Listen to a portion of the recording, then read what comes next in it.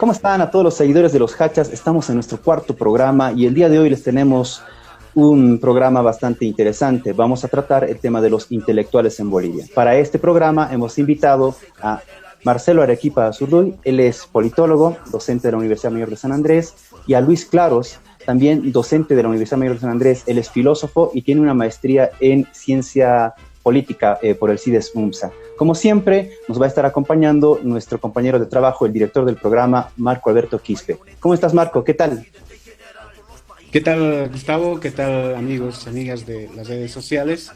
Un placer nuevamente reencontrarnos a partir de este medio, un alternativo, diferente, y también de reencontrarnos con viejos amigos. Ahí está Marcelo Arequipa, que siempre lo hemos tenido en la radio, ahí en la Pachamama, y por estas cosas, bueno, ya buscamos otras herramientas, y un placer también de conocer a Luis Claros, ¿no? Va a ser una jornada interesante.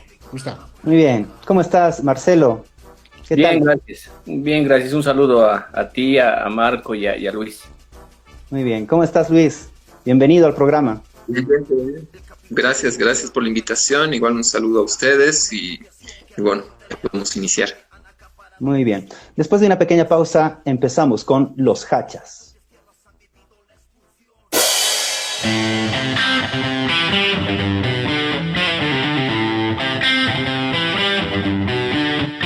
Voy corriendo hacia la loma, tengo ganas de volar. Muchos corren por detrás, pues no quieren sufrir más. Y no vuelo, solo caigo, el abismo espera ya.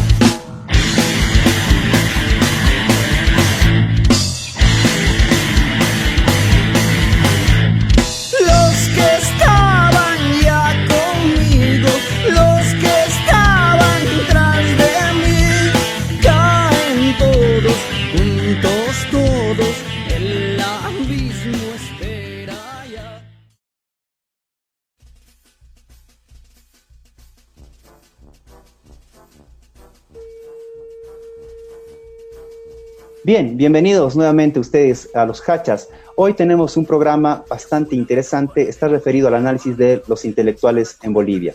Para esto, vamos a empezar con una pregunta dirigida a Marcelo Arequipa. Marcelo, ¿podrías aclararnos el panorama? ¿Qué son los intelectuales y si realmente incide la labor que ellos desempeñan en la política específicamente boliviana?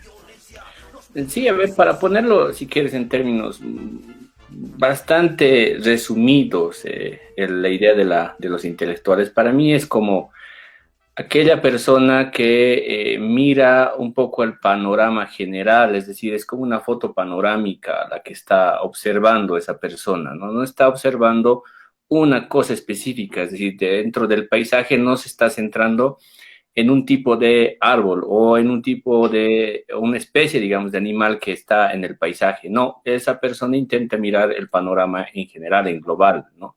Y a partir de ahí, a partir de esa mirada general que tiene esta persona, cuya movilización, digamos, cuya motivación en realidad es una pregunta, es decir, es una cuestionante, entonces va a generar ciertas respuestas, y ciertas respuestas que además en un plano, digamos, más tradicional eran respuestas más verticales, es decir, eran respuestas que el intelectual implementaba, lanzaba, y que además era difundido y que era recibido por una gran parte de la población, sobre todo, digamos, académicos y sobre todo gente que influenciaba en la opinión pública, ¿no?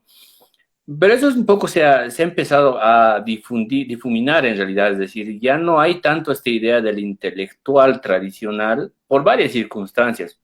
Ahora yo me imagino que vamos a tener la oportunidad de debatir, porque solamente lanzo dos elementos que para mí son como que los que han transformado esa idea del intelectual tradicional, ¿no? El primero que tiene que ver con todo el mundo de los medios de comunicación, incluidas las redes sociales, y el segundo, con todo el mundo de un área de especialización que ha empezado a aparecer en las ciencias en general, es decir, estos que son llamados los tecnócratas, los expertos, ¿no? Los expertos, pero en ciertos temas bien específicos, ¿no? Estos van a ser un poco el papel o se van a sobreponer, si quieres, en diversos momentos y en diversas circunstancias coyunturales a los intelectuales, porque además la labor del intelectual es ver un poco con la reflexión más profunda de las cosas, es decir, revisar lo estructural, no revisar solamente lo que está en la superficie. Entonces, yo me quedo por ahora con esta idea, ¿no? De esta persona que miraba el panorama general y que propone además elementos que pueden ser sometidos a varias interpretaciones, no hay una sola verdad. Distinto, digamos, al mundo de las redes sociales hoy día, donde hay aparentemente una sola verdad, que es aquella que cada uno profesa, pero no hay una sola verdad en el mundo, digamos, del debate intelectual. Arco. Luis, cuando estamos hablando de intelectuales, ¿tiene que ver algo con los líderes de opinión? ¿Son iguales? ¿Son indistintos? ¿Qué son? Bueno, un poco articulando tu pregunta con lo que decía Marce, efectivamente, bueno, los intelectuales se caracterizan por algo, que es que la producción discursiva que realizan no se limita al campo académico, que puede ser unos lugares de emergencia, digamos, del discurso del intelectual.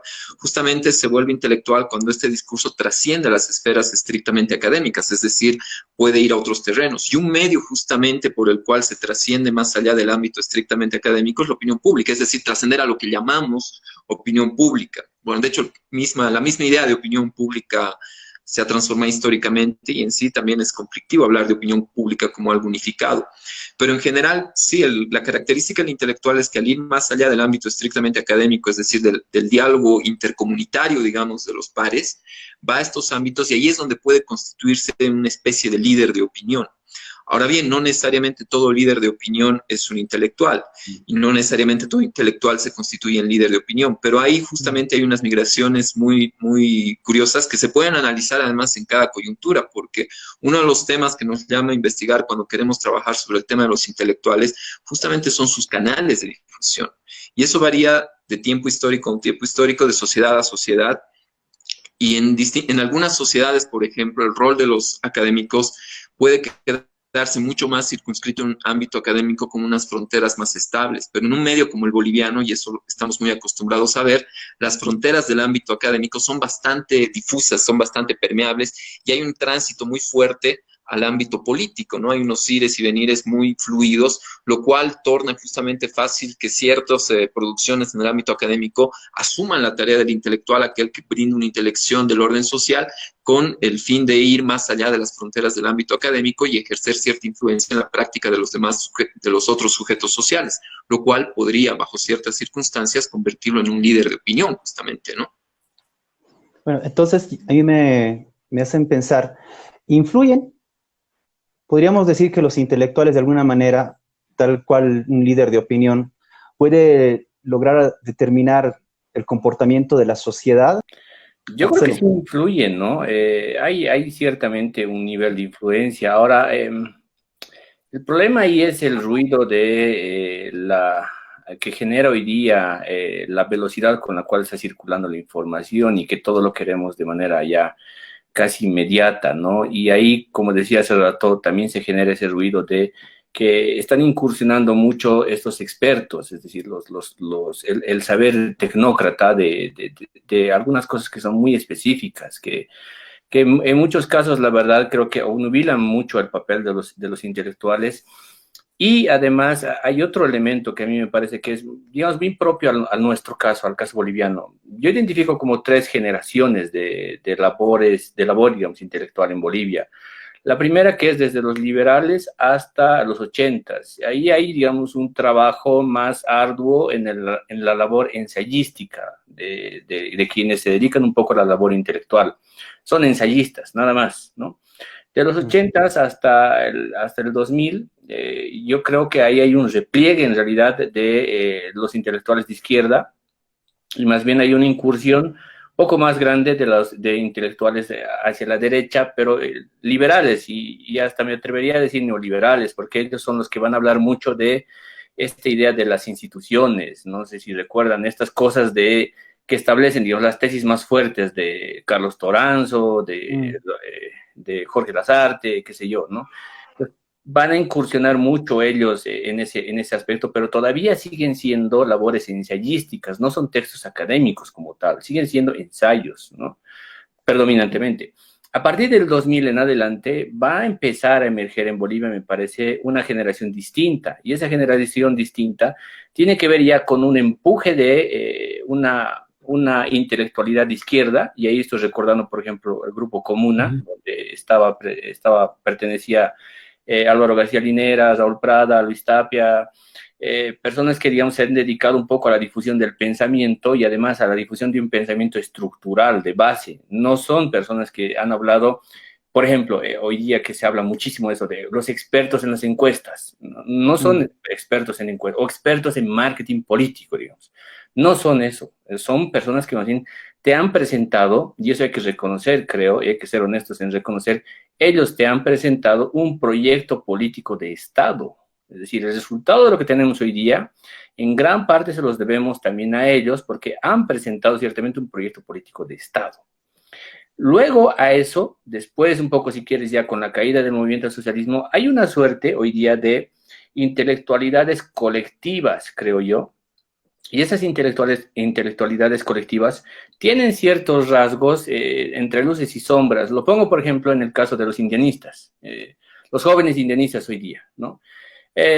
Tienen una matriz, digamos, más modernizada, más actualizada de lo que es, digamos, el indianismo, pero tienen todavía una debilidad muy fuerte, que es una debilidad geográfica, y es una debilidad también, además, muy propia de la creación de ciertas intelectualidades, que es el elitismo, ¿no? Es decir, al final del día terminan siendo también una élite, no terminan conectando, si quieres, con una divulgación más general, más global. Creo que todavía eso, espero en realidad que eso pueda transgredir ese escenario y puedan más bien ellos formar un proyecto político de Estado. O sea, no hablar solamente desde el occidente y para el occidente, sino se tiene que hablar un poco en términos más globales, más generales, si quieres, ¿no? Y termino con esto, me imagino que algún rato podremos hablar también de esto, de el papel de los opinadores, ¿no? Que hoy día creo que más que intelectuales, en realidad tenemos un universo muy grande de opinadores. Y yo tengo una crítica con los opinadores, porque creo que en realidad lo que hacen es mantenernos mucho en la superficialidad y en lo inmediato, y no nos paramos a reflexionar sobre cosas estructurales, ¿no? Luis, si me permites, por favor, articulando lo que dice Marcelo, en esta coyuntura nuestra, ¿quién pesa más? ¿Los intelectuales? Es decir, este saber acumulado a partir de una alta carga de horas dedicadas al texto, a la reflexión, al pensamiento, o los opinadores. ¿Quién pesa más?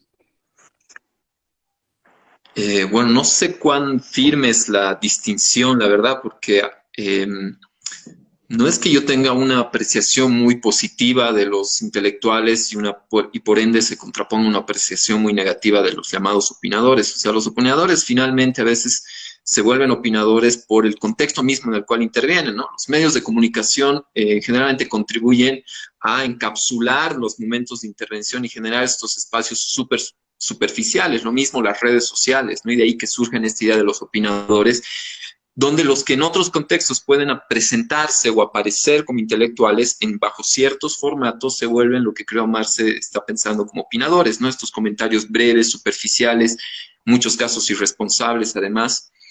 Y en ese sentido yo creo que no es tan fácil, o sea, es más que un tema de personas, puede ser un tema de formatos de intervención, ¿no? En ese sentido, habría que rastrear en general cuáles son las influencias. Por eso les decía, hay redes de influencias. Por ejemplo, en lo que preguntaba Gustavo, o sea, finalmente un intelectual brinda una intelección y a la vez puede influir en la práctica. Yo creo que tampoco ahí hay una separación, porque en general cuando alguien produce una interpretación de la realidad social, política, en realidad no es una descripción verdadera, objetiva, fidedigna, es una forma de interpretar que en la medida en que se difunde por otras vías, puede ser medios de comunicación, producción escrita, redes, etcétera, hay que ver cuál es la eficacia de esta difusión, y en la medida en que esas formas de leer la realidad social son asumidas como verdaderas por otros sujetos, estos sujetos incorporan esas intelecciones en su propia práctica, y a partir de ahí su práctica social aparece influenciada por estas intelecciones que son asumidas como ciertas, más allá de que lo sean o no, eso no se debate ahorita, pero al asumirlas como parte de su práctica, influyen no solo en la práctica, sino también en la transformación de la realidad social. Hay un conceptito que a mí siempre me gusta mencionar, que lo usa Bourdieu, que se llama efecto de teoría. Y el efecto de teoría está muy vinculado a esto de las teorías de la performatividad, donde, por ejemplo, por el hecho de describir la realidad social de una u otra forma, tener el capital simbólico, de manera que gozamos del reconocimiento, o los intelectuales gozan del reconocimiento de la gente asume sus enunciaciones como una descripción válida y empieza a operar en función de ella. Podemos dar un ejemplo sencillo. Por ejemplo, en cierto momento el discurso marxista o la forma de intelección marxista que asumía la clase tuvo un impacto de este tipo. O sea, por las formas de difusión histórica que llegó a alcanzar a lo largo del siglo XX, interpeló a los sujetos como clase y produjo que muchos sujetos sociales se configuraran y se organizaran como clase y actuaran como clase. Es decir, la propia teoría reforzó la existencia misma de la clase, ¿no? Y esto en general es parte del discurso intelectual. Por eso hay que tener mucho cuidado con lo que circula con los discursos intelectuales, porque si tienen mucha influencia, estamos hablando de que ciertos nudos, ciertas personas gozan de la posibilidad de, al influir en la práctica de otros sujetos sociales, ayudar, en el buen o en el mal sentido, a transformar y a configurar la realidad de acuerdo a la descripción. Esto también nos puede hacer pensar, por ejemplo, en las profecías autocumplidas, digamos, ¿no? Piensen, no sé, imagínense un economista reconocido, prestigioso o algo así, que salga a los medios de comunicación y les diga, no sé, que el sistema bancario va a entrar en crisis. ¿Qué va a producir? Puede que el sistema bancario goce de buena salud, pero si este sujeto tiene reconocimiento, puede producir una corrida bancaria. Se puede producir que los otros sujetos, dándole el reconocimiento a este economista, corran a sacar sus fondos del banco, empiecen a mover, y va a producir la situación que está describiendo. En ese sentido, no separaría intelección de influencia, y más bien vemos cómo éstas se articulan. Y como les digo, volviendo al tema de los opinadores, en realidad hay que ver cuáles son los medios efectivos, ¿no? Porque en cierto momento puede que los intelectuales crean que tienen mucha influencia y en realidad solo se influyen entre los amigos de barrio y amigos de café, que eso también pasa mucho. O sea, hay muchos centros intelectuales que se dan mucha importancia cuando sus enunciaciones no pasan de los que son iguales a ellos y que de entrada ya pensaban como ellos y a partir de eso se creen influyentes, ¿no? Pero justamente también hay este efecto de redes donde los medios de comunicación, como decía Marx, es una variable fundamental que ha transformado el escenario, ¿no? Estos medios masivos que realmente irradian y tienen un poder de irradiación fuerte. Y en ese sentido a veces puede ocurrir que ciertas producciones intelectuales se sedimenten, sean asumidas como sentido común por mucha gente, que nadie sepa que viene de alguna elaboración de algún intelectual o un grupo intelectual en específico, pero se lo asuma ya como sentido común y quedan sedimentadas en la práctica social. Entonces, ya al hablar de intelectuales hay que ver no solo cómo se configuran estos personajes, su diferencia con opinadores o no, los formatos en los que intervienen, sino sobre todo las diferentes formas y grados de eficacia de su discurso, que en Bolivia puede ser muy limitado o en ciertos momentos de politización pueden adquirir mayor protagonismo. El ejemplo de Comuna creo es uno de los ejemplos más interesantes, como mencionaba Marcel, de nuestra historia contemporánea, ¿no? Bien. Bueno, a mí me queda claro que por lo menos en nuestro contexto, y bueno, en realidad en el contexto mundial, los intelectuales han jugado un papel importante, ¿no? La llegada del neoliberalismo, por ejemplo, en el planeta, ha tenido un elemento sacro con los intelectuales norteamericanos, ¿no? Que de alguna manera le han dado cierto tenor de como el fin de la historia, ¿no? O sea, no se puede esperar más, esto es lo que tenemos, y prácticamente hacía un discurso que luego fue descendiendo básicamente hasta los estratos sociales. En Bolivia también hemos tenido, ¿no?, los institucionalistas, como Marcelo también ha mencionado al principio, que de alguna manera han permitido la apertura de las reformas que luego ha tenido el gonismo, por ejemplo, ¿no?, en su primera etapa. Entonces, a mí me parece que los intelectuales sí juegan un papel importante. Y bueno, ahora también lo que hay que descubrir es, y esto quisiera que lo veamos en el segundo bloque, ¿a quiénes sirven?, ¿no? Los intelectuales son sujetos independientes, autónomos, que investigan, clarifican el escenario de la sociedad, pero de manera desinteresada, o es que detrás de ellos hay intereses, o es que en ellos hay intereses. Estamos con los hachas, luego de una pequeña pausa, volvemos con el segundo bloque.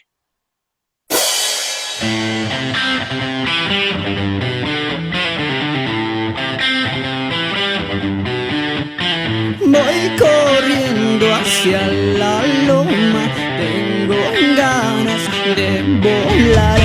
Muchos corren por detrás, pues no quieren sufrir más.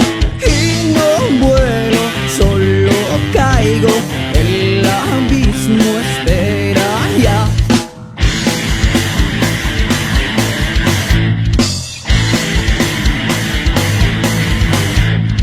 Los que estaban ya conmigo, los que estaban tras de mí, caen todos, juntos todos, el abismo espera ya.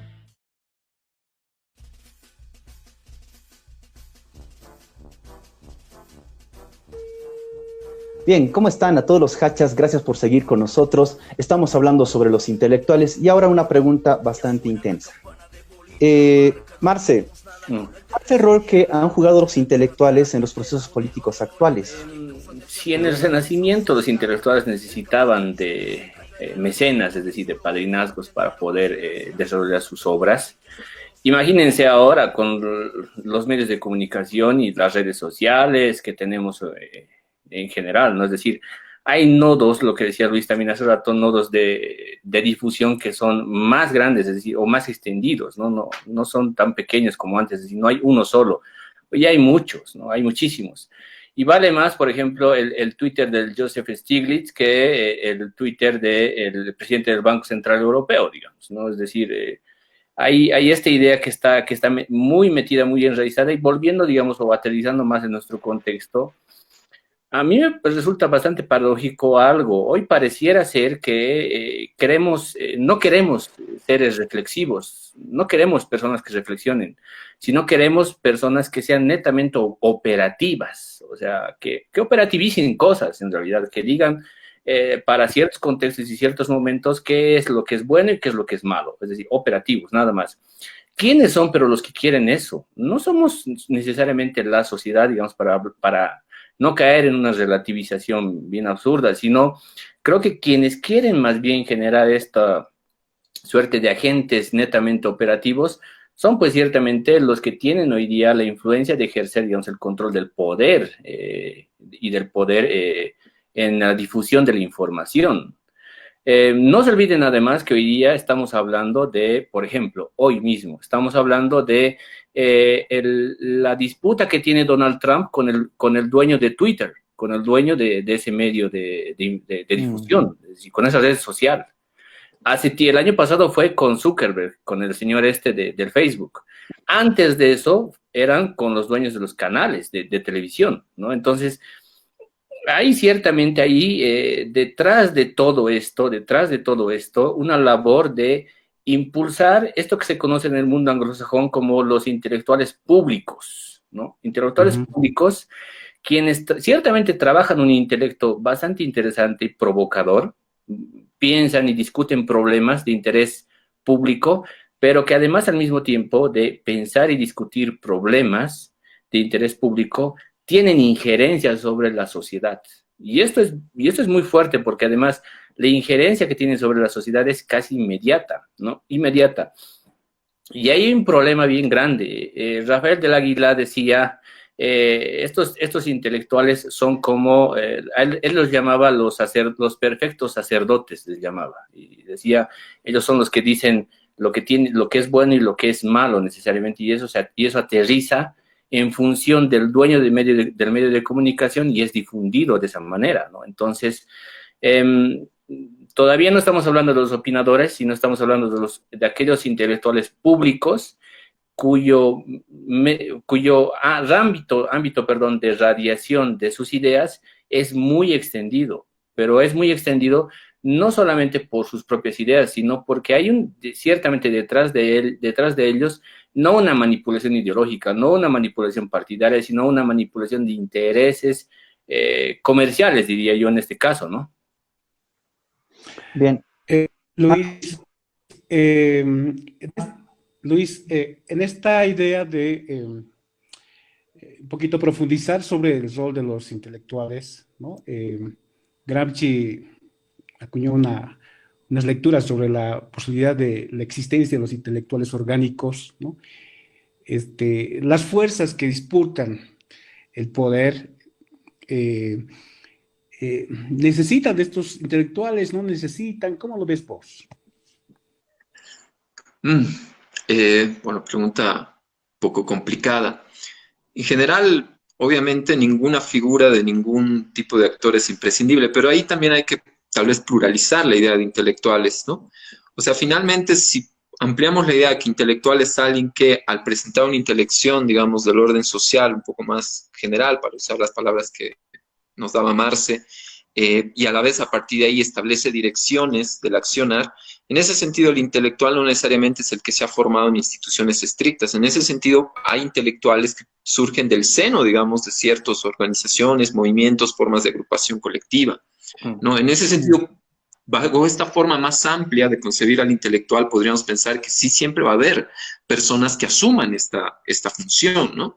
De alguna manera, asumiendo que obviamente los grupos no tienen una direccionalidad político-social predeterminada, sino que esta se tiene que constituir, y esta se constituye a partir de formas de interpretar la realidad social en todo agrupamiento colectivo con orientación y movilización, justamente para dar orientación, valga la redundancia, se van a gestar personas que cumplan el rol del intelectual.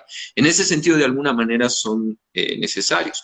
Ahora, lo que sin duda no es necesario es que ese intelectual pase por todos los estatutos tradicionales de la educación, que es una de las figuras, no necesariamente la figura universal, pero es una de las figuras a las que estamos más acostumbrados. Para darle justamente este rol de intérprete, le solemos solicitar o pedir que sea un intelectual, entre comillas, formado, ¿no? Asumiendo que la única forma legítima de formación es aquella que pasa por los medios educativos que te dan titulación. Pero si rompemos eso y más bien pensamos en un sentido más fuerte la figura del intelectual, este se va a presentar en diversos medios en la medida en que estos exijan para encaminar una práctica colectiva formas de interpretación de la realidad social que den direccionamiento a la práctica, ¿no? Bien, a mí entonces me viene una pregunta para los dos. Entonces no hay intelectuales autónomos, ¿no? Intelectuales ¿No? independientes. No, no creo. Es que eso nos lleva a la idea de la objetividad o la subjetividad de las cosas, ¿no? Es decir, uno siempre plantea las ideas desde su propia posición, ¿no? Es decir, desde dónde se ubica en términos, digamos, ideológicos, que es además completamente legítimo, creo yo, ¿no? Y no es superficial esto, ¿no? Es decir, el trabajo de las ideas hoy día, más que nunca, no es superficial. Lo pongo, digamos, en un plano de niveles escalados. Al principio, los intelectuales que producían grandes obras, grandes libros, la labor, además de producir estas grandes obras, también se reproducía en los periódicos, es decir, en las columnas de opinión, ¿no? Humberto Eco, por ejemplo, que es un reconocido intelectual, tiene sendas columnas de opinión en periódicos italianos, ¿no? Ahí era la labor de difusión, pero además ahí se han empezado a colar el mundo del periodismo, y el mundo del periodismo se ha empezado a colar, sobre todo además de ponerse en los periódicos, también en la televisión. Y en la televisión hay algo que es bastante sobresaliente, y más que las ideas ahí, es decir, importa más la imagen de las personas, ¿no? Y es un rasgo normal, además de la televisión. Es decir, no se discuten tanto ideas, sino más bien lo que se van a presentar en la televisión es la imagen, porque es muy importante eso.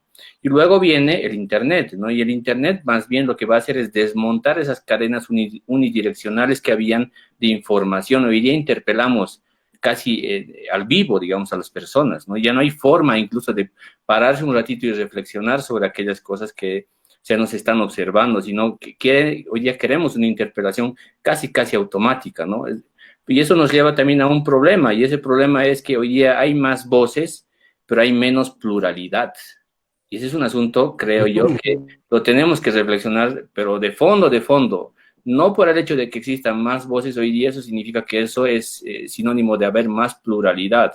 Más bien ahí hay mucho más ataques, ¿no? Y no hay necesariamente aquello que sí debería haber, que es un diálogo permanente entre las personas y entre aquellos que son, digamos, aquellos que quieren formar parte de un círculo más intelectual, ¿no? Bien, en ese contexto, ¿cómo evaluarías el papel actualmente de nuestros intelectuales, ¿no?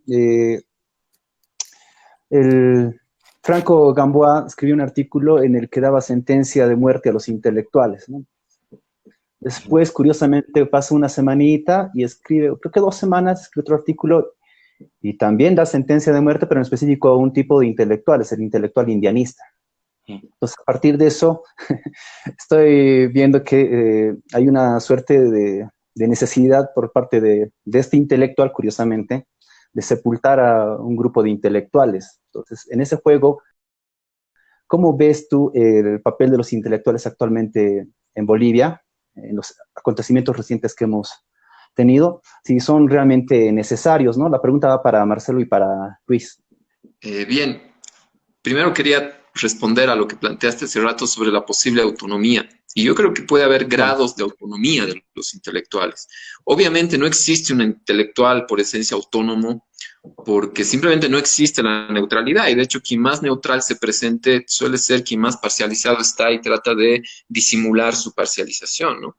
Y eso se aplica no solo a los intelectuales, se aplica obviamente a los medios de comunicación. De alguna manera, toda propuesta de interpretación, de lectura, de lo que sea, siempre va a privilegiar y direccionar cierta forma de entender las cosas para posibilitar ciertas prácticas y proscribir otras, ¿no? Y hacerlas impensables e imposibles.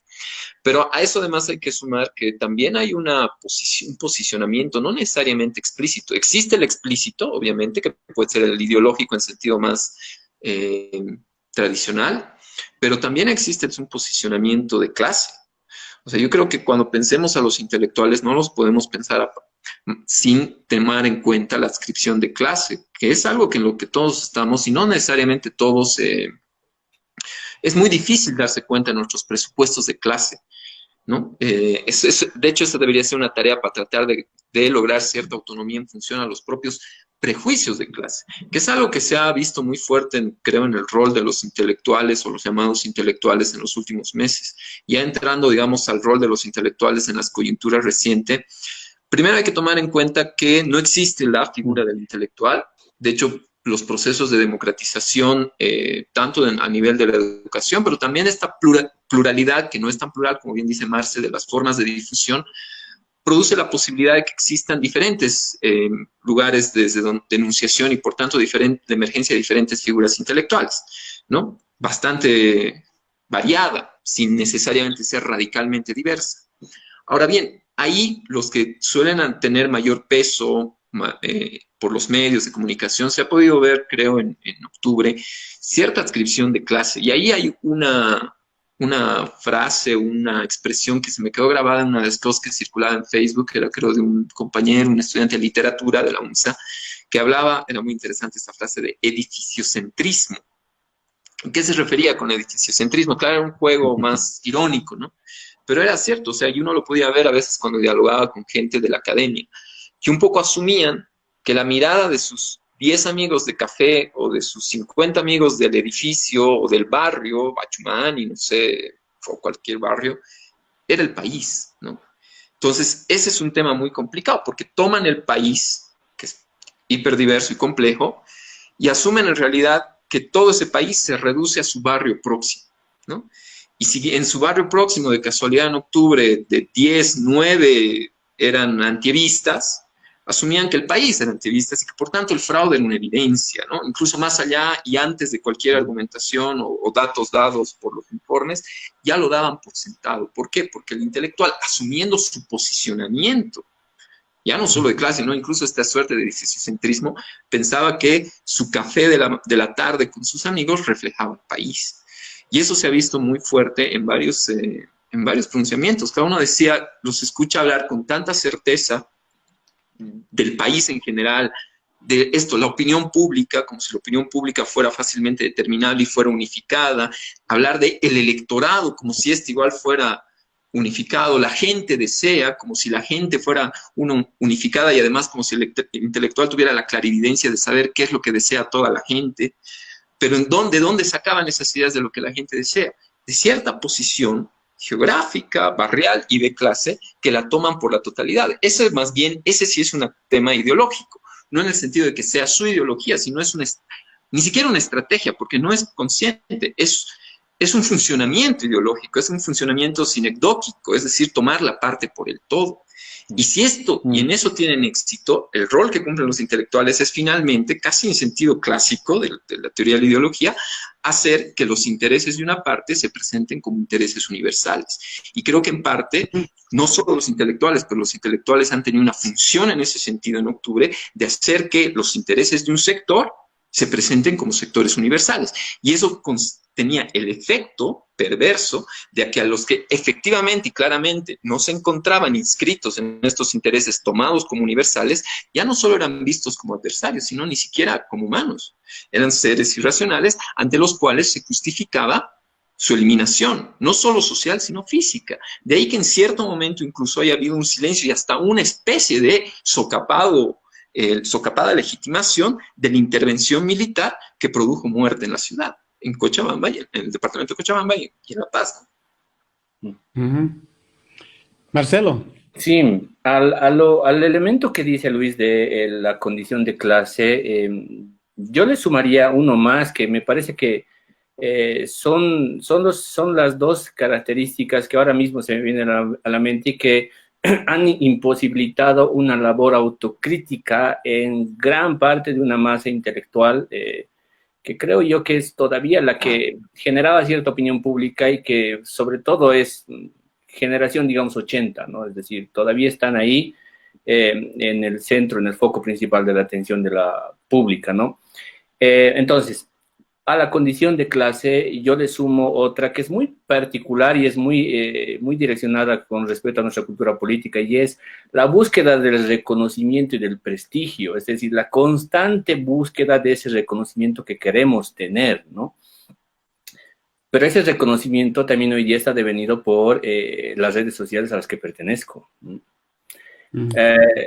Esto es así, es así de lamentable, pero pareciera ser que en redes sociales tenemos que estar presentando todo el tiempo nuestras credenciales, es decir, yo he criticado a un lado y al otro lado también todo el tiempo, o yo he estado en un lado constante y militantemente, ¿no?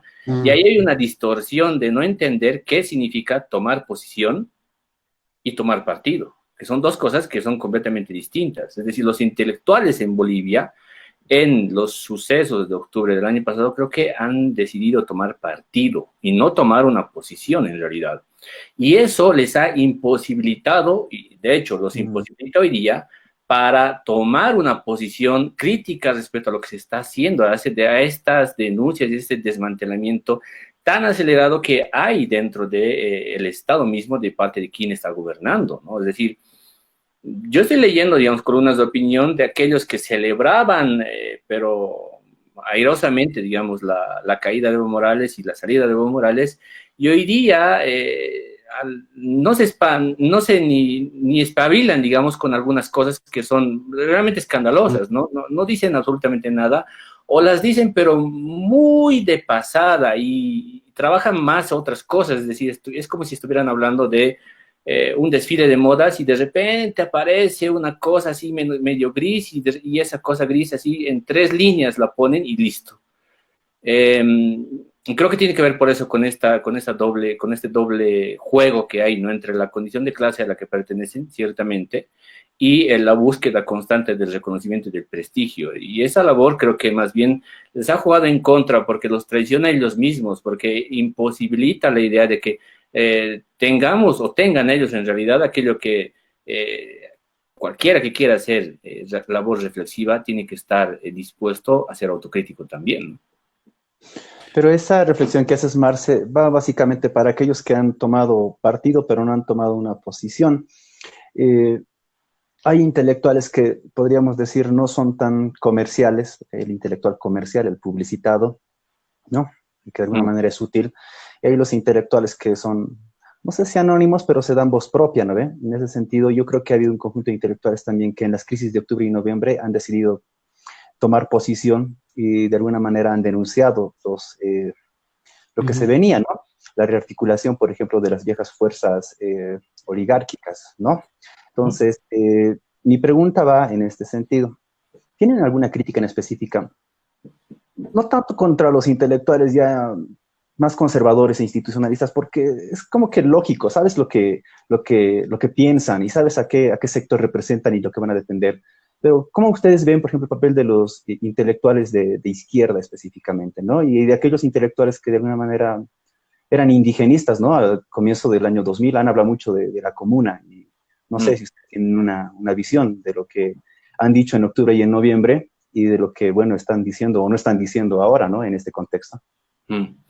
Para mí el movimiento de la intelectualidad en Bolivia en este último año, digamos, si quieres ya para ponerlo así en términos más redondos, es como ese poema de Benjo Cruz, ¿no? Es decir, el mundo es circular. Cuidado que por ponerte a la izquierda de la izquierda aparezcas a la derecha, ¿no? Creo que aquellos que han estado a la izquierda, pero a la izquierda, digamos, militantemente, han terminado apareciendo muy próximos a la derecha. Y aquellos que estaban en el centro izquierda han terminado apareciendo hoy día a la izquierda. Voy a poner un nombre que creo que hoy día es bastante, es un ejemplo, digamos, un poco de lo que estoy diciendo. Fernando Mayorga. Mayorga casi siempre ha estado en el centro y hacia el centro izquierda, creo yo. Es mi lógica, digamos, esquemática de ponerlo. Pero ella está un poco más a la izquierda, ¿no? Y eso es bastante curioso, creo, en la labor misma de la difusión de las ideas y del ámbito mismo reflexivo. Es decir, deberíamos ponernos a pensar en realidad, por eso, en ese esquema, ¿cuál es el papel de fondo de si realmente asumimos una labor autocrítica de las cosas que hacemos y que decimos y estamos dispuestos a someternos al juicio público, o más bien aquellas posiciones que tenemos, aquellas opiniones que tenemos, más bien las intentamos llevar hacia una querella pública y no a un debate más extendido? Eso, creo que estamos haciendo eso en realidad últimamente, es decir, todas las opiniones personales las convertimos en querellas públicas. Y yo creo que ahí ya sálvese quien pueda, ¿no? Hasta la pandemia ya no hay forma, ni sales a la calle, te puedes contagiar, ni hablas en redes, porque ahí te pueden, digamos, caer con todo y te puedes contagiar de otra cosa, ¿no? Luis.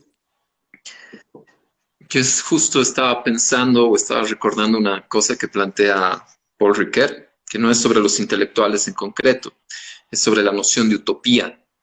O sea, los intelectuales que llamas de izquierda o intelectuales progresistas, de alguna manera tienden a plantear una dimensión utópica. Y la dimensión utópica tiene una función muy interesante, que es la función de subvertir el orden social. O sea, solo puedes subvertir el orden social si planteas a partir de un ciertos ideales o cierta dimensión utópica otra representación de la realidad posible que te permita criticar y te dé un horizonte de transformación de la realidad existente. Hasta ahí todo bien, digamos, con la dimensión utópica. Pero Ricoeur identificaba un polo negativo de la dimensión utópica, o una posibilidad o una deriva negativa, que tiene que ver que justamente en la producción de estos ideales entras en una especie de juego de perfeccionismo, o sea, una especie de esquema perfeccionista, ¿no? En ese sentido, cualquier transformación de la realidad siempre va a resultar insuficiente y hasta como una traición del esquema ideal al cual tiendes.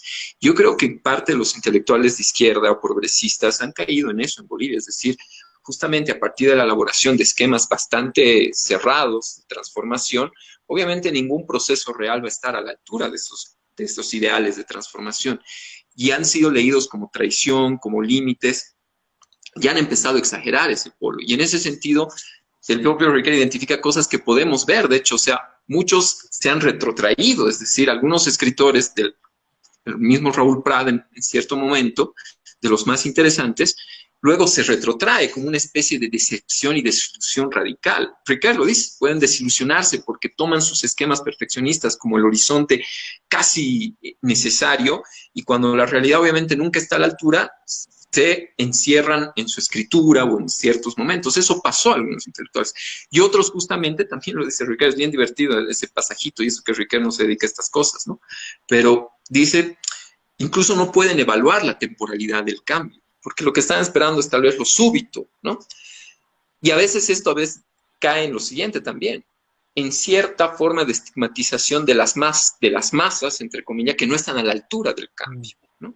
Y eso produce el alojamiento a veces de estos intelectuales progresistas de izquierda, que les lleva a veces a asumir posiciones conservadoras, es decir, finalmente todo está pervertido, todo está, incluso hasta teorías conspirativas, ¿no? Todo está manipulado, todo está...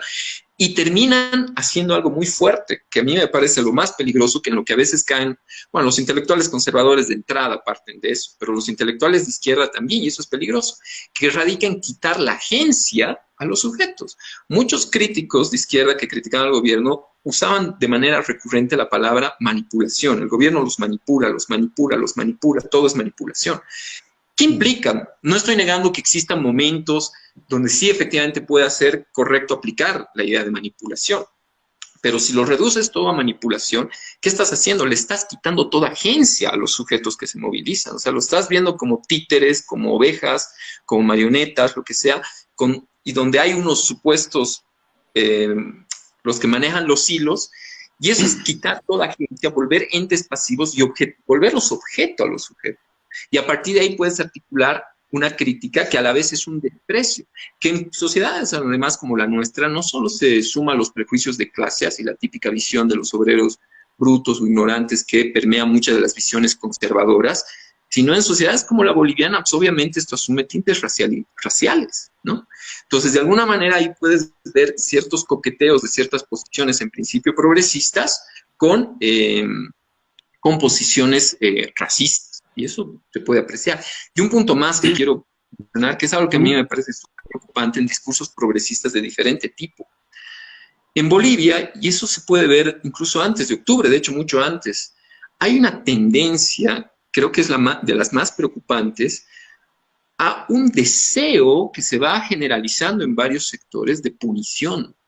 Si se dan cuenta, las reformas que han intentado aminorar el peso punitivo de la ley han fracasado en Bolivia, han tenido resistencias de diverso tipo, y en general hay una especie de deseo de Estado, de un Estado pero represivo, que además ya ha alcanzado sus límites máximos cuando en ciertos sectores, obviamente no todos, pero ciertos sectores urbanos, en ciertas zonas, festejan la presencia de los militares en las calles, ¿no?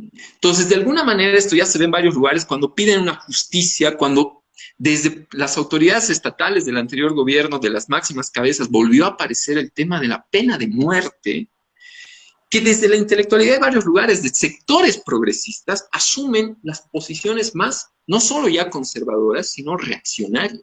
Y eso pasa por un deseo de violencia estatal, que es impresionante y de alguna manera no solo es una atribución de intelectuales o élites, sino que de alguna manera parece que eso realmente está permeando el tejido social, y eso es peligroso porque efectivamente puede generar una especie de predisposición social a la instalación, sin mucho conflicto, de regímenes no democráticos claramente autoritarios. De hecho, ahora estamos ante un régimen autoritario, pero esto puede trastocar en un régimen casi dictatorial de corte militar, sin grandes resistencias, en la medida en que la sociedad misma y en su tejido haya introyectado este deseo de autoridad estatal.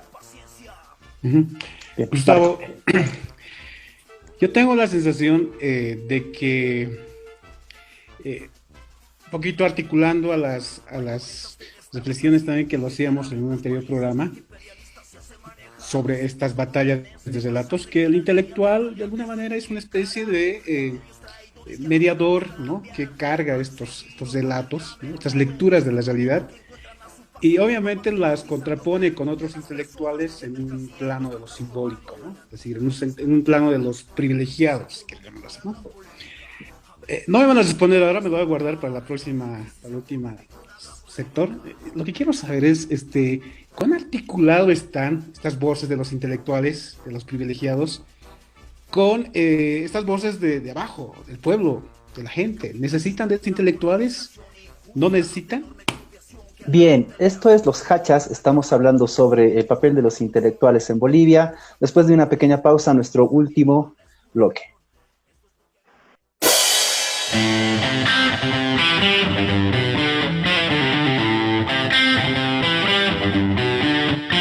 Voy corriendo hacia la loma, tengo ganas de volar. Muchos corren por detrás, pues no quieren sufrir más.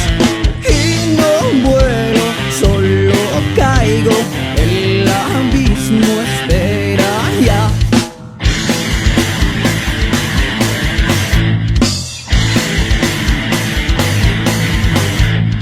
Los que estaban ya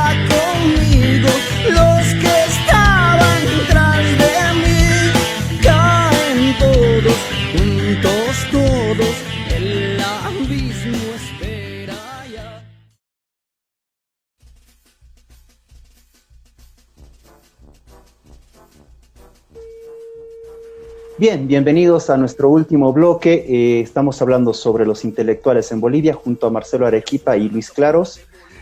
Las ideas han sido bastante interesantes. Este es el inicio de un debate, de otro debate que los hachas inauguramos. Esperemos que les esté sirviendo. Bien, la pregunta con la que cerrábamos el anterior bloque venía de Marco, ¿no? ¿Cuán articulados están los intelectuales con las bases sociales? Marcelo, ¿podrías decirnos?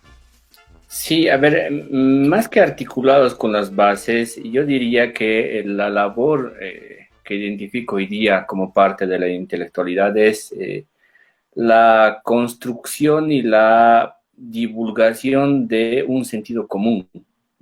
No estoy diciendo que sea bueno o malo, pero es un tipo de sentido común. Uh-huh. Y ese sentido común va a ser apropiado en general, ¿no? Y ahí enlazo con lo último que decía hace rato Luis de una sociedad que clama por acción punitiva, ¿no? Es decir, y eso no creo que sea casual, es decir, no es que hoy ya nos hemos despertado y hemos dicho ya palo para todos, ¿no es cierto? Para todos los que salgan y rompan la cuarentena, ¿no? Y de paso nos hemos inventado eso de decirles, esos son masistas y son hordas y tal y cual cosa. Las etiquetas y la construcción de todo ese sentido común que hoy día predomina en la opinión pública es responsabilidad o es corresponsabilidad también de los intelectuales, creo yo. Si no se sabe generar o no es posible generar enmarques distintos en este aspecto, porque a mí me parece que eso es fundamental, creo que hoy día ciertamente estamos, y coincido también en eso con Luis, que estamos muy cerca, pero muy cerca de un régimen mucho más duro, ¿no? Es decir, esto que ya en términos generales se viene hablando a nivel global, el Estado liberal está haciendo aguas y está en franco declive. No estoy hablando de la democracia, sino de una forma de convivencia, ¿no? Es decir, este Estado liberal está cayéndose. Y el autoritarismo más duro, si quieren, y hasta incluso, fíjense, y esto no es una idea que yo la vaya a sacar así alegremente, se está divulgando mucho en el ámbito de la intelectualidad global la idea de la vuelta del fascismo. Y no estoy hablando por eso de dictadura, no estoy hablando solamente de regímenes autoritarios, ya se le ha puesto nombre y apellido y se está trabajando mucho hoy día en realidad en las ciencias sociales la idea del fascismo, muy ligado a las derechas. Y termino con una cosita más. A diferencia de la izquierda que se ha enmarcado casi siempre en la construcción de metarrelatos utópicos, pero que son proyectos un poco más esperanzadores. Fíjense ustedes lo curioso que es al otro lado. Si uno escarba un poco en qué propone o qué ha propuesto la derecha en la historia universal a lo largo de la historia, no es esperanza. O sea, la derecha nunca te ha propuesto esperanza por un proyecto utópico mejor del que ya vives hoy día. Casi siempre te ha propuesto disciplina y adoctrinamiento. O sea, por eso hay mucho paralelismo con decir hoy día, después de la Primera Guerra Mundial viene toda la ola, digamos, del fascismo y qué sé yo, o en momentos después del crack de Estados Unidos ha venido una ola muy dura, digamos, represiva. Hay sintonías bastante curiosas con eso que tienen que ver otra vez con proyectos políticos de derecha, ¿no? Entonces, vuelvo a la idea del principio, es decir, la labor de los intelectuales es justamente por eso la difusión misma de esas ideas y cómo esas van a irradiar en la construcción de un sentido común en ciertas coyunturas específicas. Bien, antes que Luis también nos responda a la siguiente pregunta, me has hecho pensar en algo, Marce, y no quiero perder la oportunidad, ¿no? O sea, el liberalismo está haciendo aguas en Bolivia. Yo había leído un libro de Raymond Ghosh que se llama Historia e Ilusión en la Política, donde él plantea que básicamente el liberalismo necesita un Estado altamente fuerte y en cierto sentido un Estado que incluso haga uso de la violencia para hacer prevalecer los derechos individuales, ¿no? Y yo creo que hay mucha coherencia más bien con eso, ¿no? El liberalismo que tenemos hoy día, no sé si está haciendo aguas, en realidad parece que es bastante funcional con el Estado, lo está utilizando para hacer prevalecer los derechos individuales específicamente de un sector, ¿no? Por eso los derechos grupales o colectivos, por ejemplo, de una sociedad como la alteña, en noviembre, por ejemplo, no valían mucho, ¿no? Y se hacía prevalecer más los derechos desde una perspectiva más de la individualidad, desde la idea de la representación, por ejemplo, ¿no? Con esa idea de que hay que respetar el voto. Bien, Luis, la pregunta, ¿cuál debería ser el verdadero rol del intelectual en Bolivia? A ver, yo una vez más antes quiero responder a algo que mencionaban, cuál es la articulación de los intelectuales con lo que decían las bases, digamos. Primero, si pensamos los intelectuales en un sentido más amplio, o sea, las bases tienen, lo que llamamos bases convencionalmente, tienen sus intelectuales, tienen sus niveles de intelectualidad, ¿no? Porque justamente es lo que les permite evaluar, tener direccionalidad, etcétera, articularse, incluso dar articulación y también dotarse de identidad, ¿no? Como ciertos agrupamientos colectivos. Pero me imagino que la pregunta iba también más en función de los intelectuales de élite, digamos, o más que intelectuales de élite, aquellos intelectuales que gozan de mayor difusión, mayor reconocimiento, tienen ciertos privilegios en los ámbitos de opinión pública, no sé, etcétera, etcétera. En ese caso, obviamente, los canales de articulación también son diversos, ¿no? Pueden ser variables.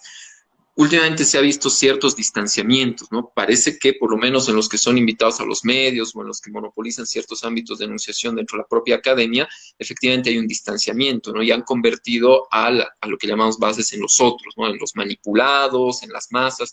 Raymond Williams decía, las masas siempre son los otros, ¿no? Uno nunca se piensa como parte de la masa porque la masa implica el anonimato y la indeterminación del otro. Y obviamente el intelectual siempre se piensa a sí mismo como agencia libre, ¿no? En ese sentido, de alguna manera, los intelectuales se piensan a sí mismos como agencia libre y terminan reduciendo al otro a masa, ¿no? Y ahí los típicos estigmas, ¿no? El salvaje, el ignorante, etcétera, etcétera, que muestran este distanciamiento y esta carga de prejuicios de corte, además, racial, ¿no? Que circulan mucho. Pero no habría que uniformar del todo, porque también la historia de nuestro país muestra una suerte de conexiones entre ámbito académico, en este caso, donde también surgen los intelectuales, y los movimientos. Es bien interesante. Silvia Rivera decía justamente que en Bolivia el campo intelectual, por decirlo de alguna forma, el campo académico en sentido más estricto, no tiene unas fronteras totalmente rígidas, que es lo que a veces se plantea como deseable, ¿no? Que es un campo académico autónomo, que hace investigación de forma autónoma. Y en Bolivia no, vemos más bien una suerte de relación directa con los movimientos. Y eso más bien Silvia reivindica como algo positivo. Y efectivamente es interesante. Rosana Barrera muestra, por ejemplo, en unos textitos bastante antiguos, cómo muchos de los horizontes de movilización, por ejemplo, de reconstitución de ayllus, etcétera, se han nutrido del trabajo de los etnohistoriadores. Y a la vez, la agenda de investigación en ámbitos de la sociología y la antropología no ha funcionado autónomamente, ha tomado sus objetivos de investigación del campo de la movilización política y social. Entonces, más bien hay una retroalimentación súper fluida en ciertos momentos entre la investigación social, que luego puede asumir roles de intelectuales, y los movimientos, que también van a tener sus intelectuales, ¿no?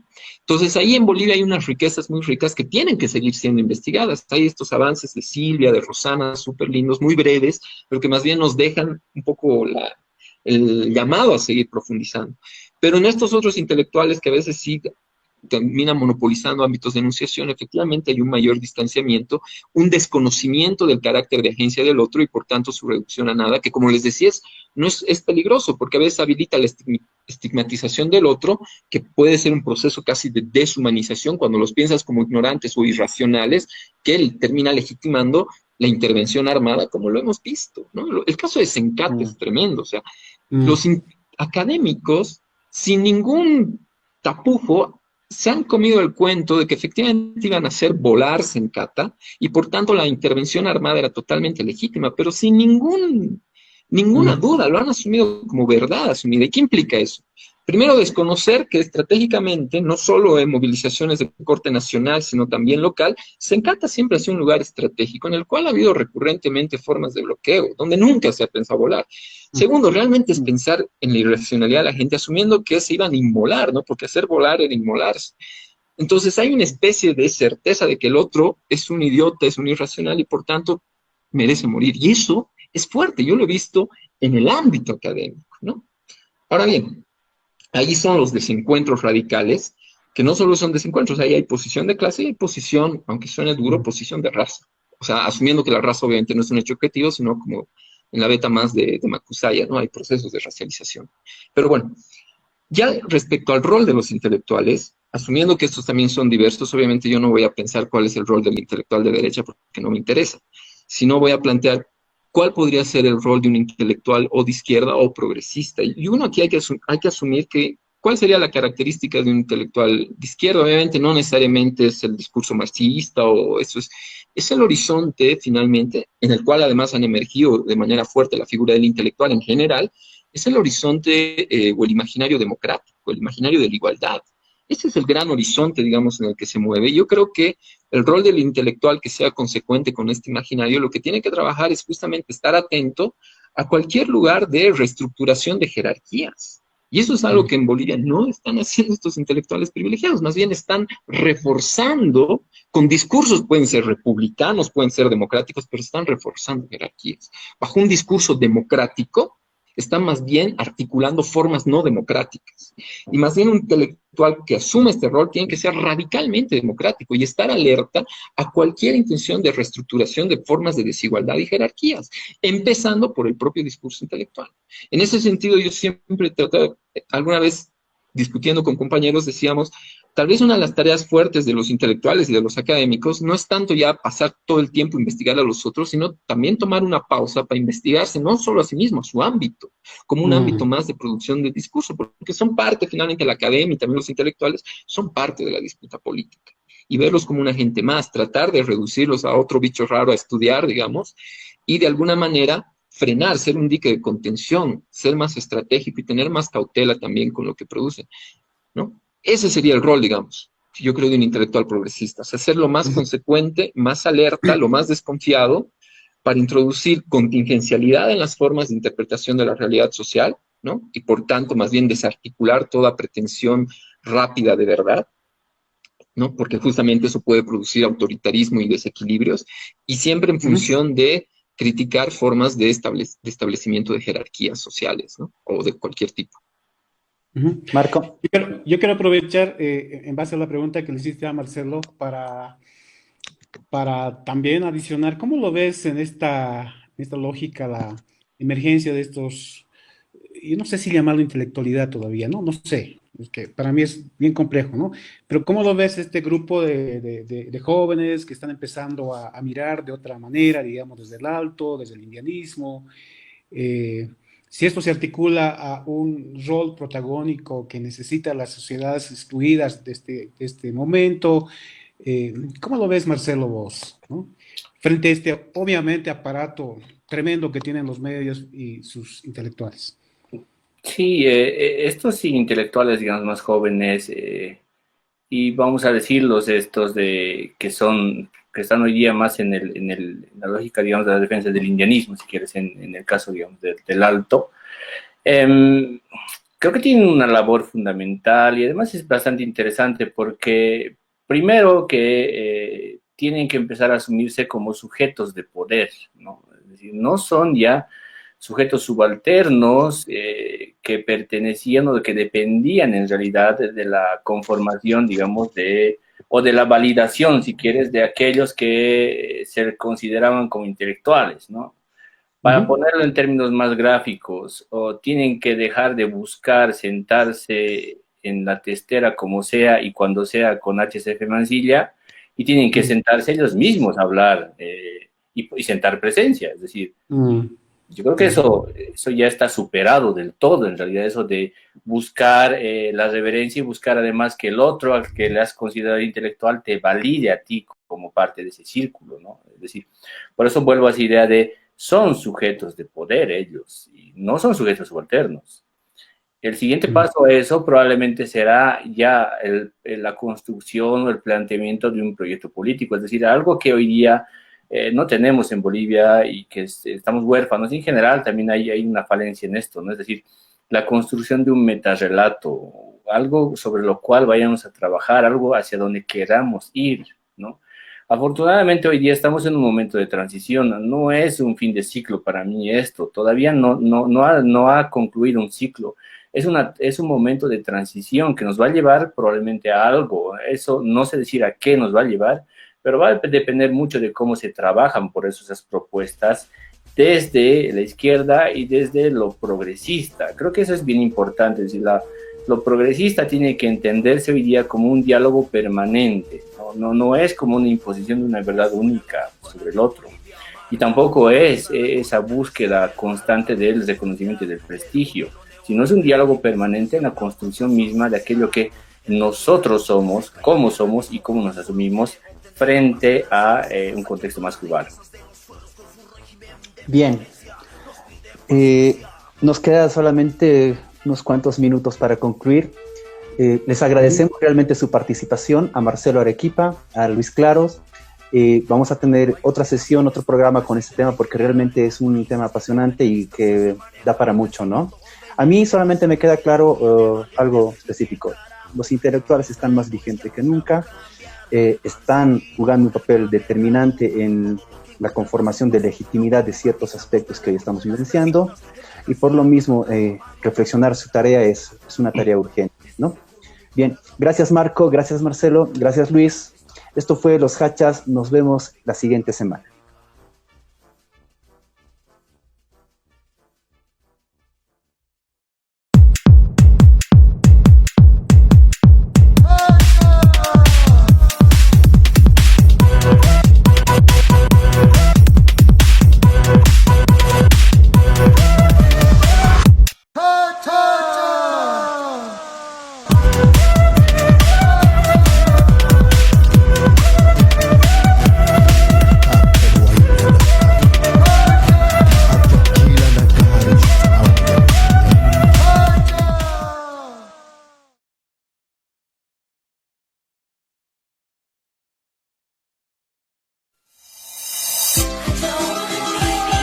Esta canción va dedicada para la hoja sagrada milenaria, Inalmama, esto es Nación Rap, vamos.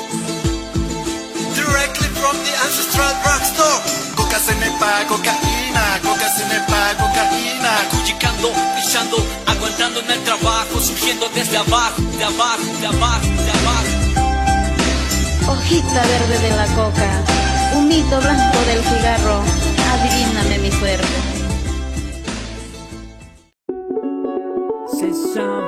Se sabe que me voy mañana, pero no se sabe cuándo volveré. Yo me vine en busca de una mejor vida. Yo no vine a este país a ser esclavo de nadie. La vida es dura si sos ilegal. Mucho regionalismo. Extraño mi tierra. Extraño mi tierra. Si decides salir lejos de tu país, ten en cuenta las leyes que rigen allí. Porque eres inmigrante, un peligro constante, amenaza en las calles. Mejor que no falles y a pesar de ser bueno y trabajador, humilde embajador y de tu patria y por injusticias legales no tienes voz. Tu derecho es estrecho y se rige en dos. Calladito mijito, tú no eres gringuito, solo un boliviano, chileno, peruano, tal vez colombiano, mas no eres blanquito, así que a trabajar y a cobrar baratito. Te vas con bolsillos vacíos, te vas, no te vas a tu tierra más pobre y con líos. Jamás podrás volver a ver este sitio. Prepara maletazo, cierra el hocico. O te vas con bolsillos vacíos, te vas o te vas a tu tierra más pobre y con líos. Jamás podrás volver a ver este sitio. Prepara maletazo, cierra el hocico. Pa' que lo baile el inmigrante. Yeah, yeah. No soy inmigrante, yo soy embajador de una cultura viva llena de amor. Señor regionalista, no soy un ladrón, no sea un abusivo y no se pase de cabrón. No soy inmigrante, yo soy embajador de una cultura viva llena de amor. No sea un abusivo y no se pase de cabrón. La frontera me espera, me voy pa' otra tierra. Yo cuanto quisiera que mi suerte cambiara. No puedo estar triste, mi alma resiste. Odio la vida, aquí mi salida. Brasil o Argentina, amarga bebida. Adiós, hasta luego a mi negra querida. Y a mis pocos y locos amigos también. Saben que acá no me iba muy bien. puntos de un retorno, busco otra vida, me lanzo de una, solo y solo, una mochila, ropa y algo de billete. ¿A dónde vas, hermano? Cargado de esperanzas, tatuado de amarguras, que ya no hay familia, que ya no hay futuro. Eso me pregunto, cada uno sabe su verdadera vida y dolor. Aunque en este mundo haya gente como yo, mi nombre desconocido, carnet boliviano, viajeros clandestinos, arriba los latinos.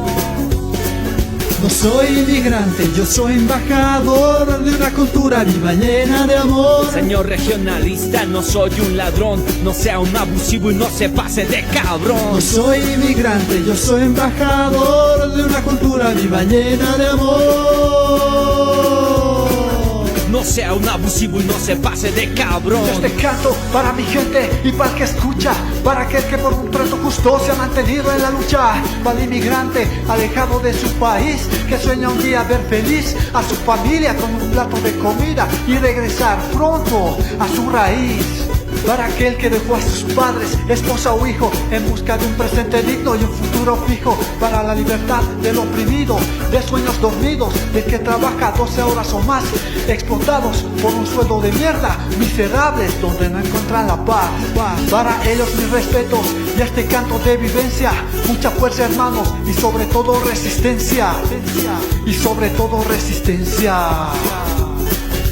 Callará, la voz no se me callará, la gente algún día estallará, igualdad muy pronto llegará y después, ¿qué crees? La hipocresía será en vano, pues blancos, negros, ricos se darán la mano. No soy inmigrante, yo soy embajador de una cultura viva llena de amor. Señor regionalista, no soy un ladrón, no sea un abusivo y no se pase de cabrón. No soy inmigrante, yo soy embajador de una cultura viva llena de amor. No sea un abusivo y no se pase de cabrón.